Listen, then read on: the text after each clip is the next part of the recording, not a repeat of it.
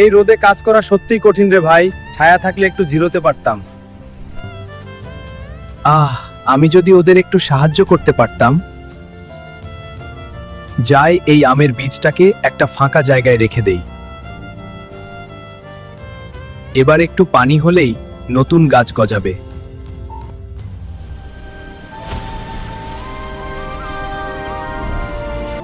ওরে, আজ চারা গাছ হয়ে গেছে, কিছুদিন পরে তো বড় আম গাছ হবে।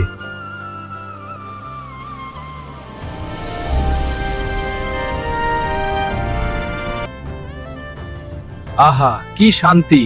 এই গাছটা আমাদের আশীর্বাদ। আমি কিছু চাইনি, শুধু মানুষের উপকার করতে পেরেছি, এটাই আমার সবচেয়ে বড় পাওয়া। বন্ধুরা, যদি এই গল্পটা আপনার মন ছুঁয়ে যায় তাহলে সাবস্ক্রাইব করুন। আসুন আমরা দুজনে মিলে এমন ভালোবাসার গল্প মানুষের মাঝে ছড়িয়ে দিই।